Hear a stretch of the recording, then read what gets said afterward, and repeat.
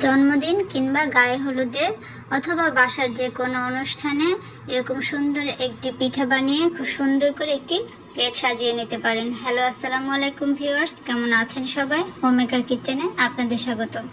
আজকে আমি আপনাদের সঙ্গে এই ফুল পিঠা রেসিপিটি শেয়ার করছি। তো চলুন দেখে নেই আমি কিভাবে এটি তৈরি করেছি। আমি প্রথমে এখানে একটা মিক্সিং বলে 1.5 কাপ ময়দা নিয়ে নিয়েছি। তারপর এর মধ্যে 1 কাপ চালের গুঁড়া দিয়েছি, দিয়ে দিলাম 1/2 কাপ চিনি, একটা ডিম, আর এখানে আমি কালো জিরা দিয়েছি। কালো জিরা ফ্লেভারটা যদি অনেকের পছন্দ না হয় ওটা স্কিপ করতে পারেন। তারপর সামান্য লবণ দিয়ে একটা হুইস্ক দিয়ে এটা মিক্স করে নেব। একটু মিক্স করে নেওয়ার পরে আমি এখানে অল্প অল্প করে রুম টেম্পারেচারে থাকা দুধ দিয়ে একটা ব্যাটার তৈরি করে দেব। ব্যাটারটা একদম খুব ঘন হবে না, আবার একদম পাতলা হবে না। আপনারা ভিডিওটা দেখলেই বুঝতে পারবেন আমি আসলে কেমন কনসিস্টেন্সি রেখেছি।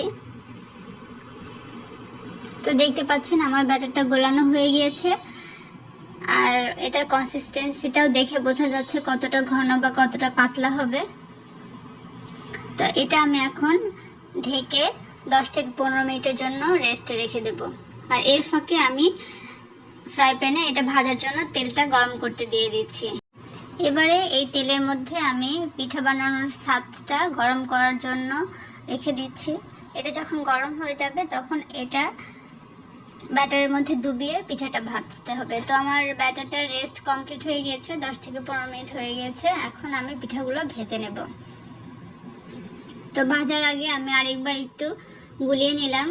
এখন ছাঁচটাও গরম হয়ে গিয়েছে। এভাবে ব্যাটারের মধ্যে ছাঁচটা ডিপ করে তারপর এটা তেলের মধ্যে দিতে হবে। এটা আশা করছি আপনারা দেখেই বুঝতে পারছেন আমি আসলে কিভাবে করেছি। আর অনেকে হয়তো আগে এই পিঠাটা বানিয়েছেন, তাদের তো এক্সপিরিয়েন্স আছে। আমি কিভাবে বানিয়েছি সেটাই আপনাদের সঙ্গে শেয়ার করছি। তো এভাবে দুই পিঠ একদম গোল্ডেন ব্রাউন করে ভেজে নেব। একটা ভাজা হয়ে গেলেই ছাঁচটা আবার তেলের মধ্যে রেখে দেব গরম হয়ে থাকার জন্য। গরম না হলে কিন্তু পিঠাগুলো ছাঁচের সঙ্গে লেগে যাবে যদি ছাঁচটা ঠান্ডা হয়ে যায়। তো এভাবে আমি সবগুলো পিঠা এক এক করে ভেজে নিচ্ছি।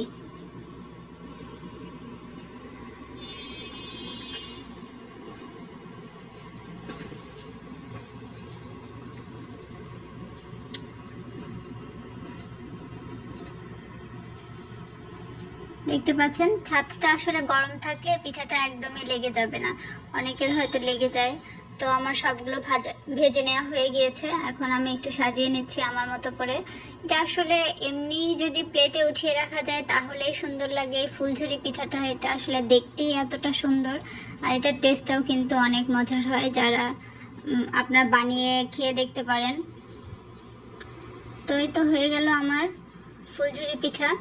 আপনাদের কেমন লেগেছে আমার রেসিপিটি অবশ্যই কমেন্টস করে জানাবেন। আসসালামু আলাইকুম, আল্লাহ হাফেজ।